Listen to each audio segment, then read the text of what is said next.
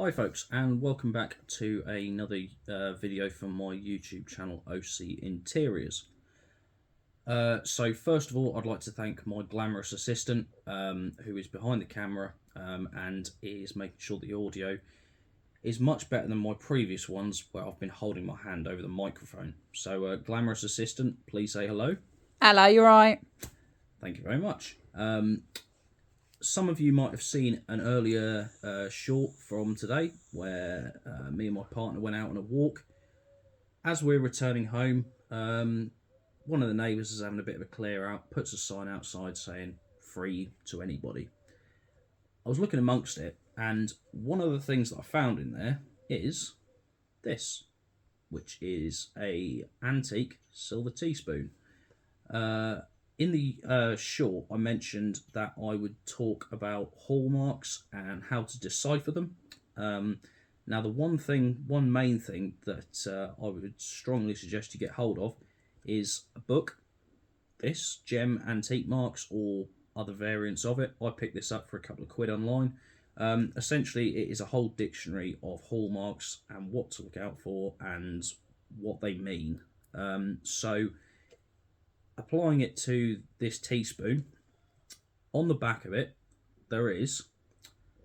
it's very difficult to see with this camera, but please, I will detail it for you. So it's just got a small crown, a lion, a lowercase letter D, and then finally the two initials JR. All of these, that's all you need to be able to identify something like this. So, essentially, since 1363, silversmiths have been required to stamp their work with a registered stamp.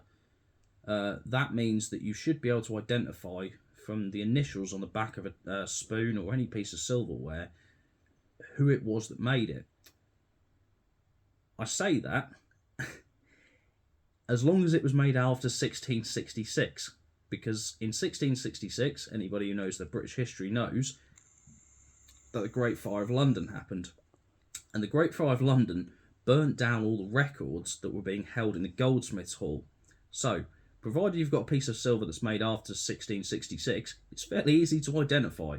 Anything before then, you might need a bit more sort of specialist help to identify which hallmark applies to which maker. Okay? Fairly simple. But that's one thing to focus on.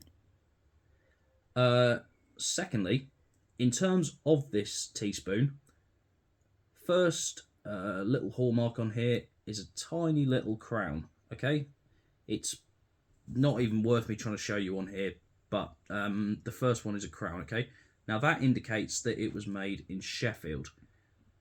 So the crown was used as a hallmark in Sheffield up until 1975. When it was then replaced, and they used a York rose. Some people know it as a Tudor rose. So the crown indicates it was made in Sheffield.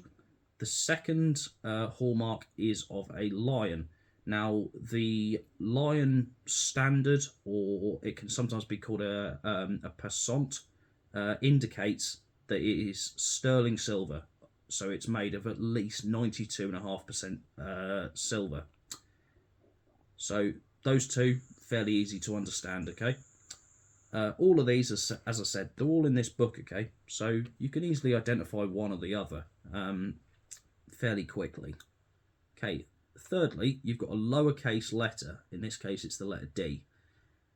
Now, what that indicates and what it relates to in a book is it'll show you exactly what year something was produced. So in this case, this dates it to 1896.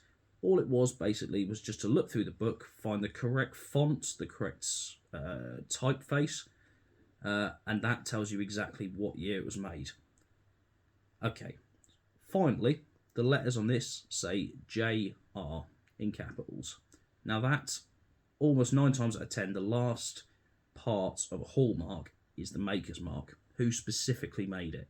So we already know where it was made, we already know that it's silver, and we also know when it was made. So the JR, if you look it up in the book, says, for JR, for Sheffield Hallmarks, This was made by John Round and Son. Now, that will not only enable you to narrow it down online, but it means that your descriptions on eBay or wherever it is that you choose to sell it are going to be accurate and will be very clear. So, if you have the time, please like and subscribe to this channel. Follow me on Instagram, that's OC Interiors. And yeah, well, I wish you all the very best for the rest of your day. And yeah, I shall see you in the next one. Take care.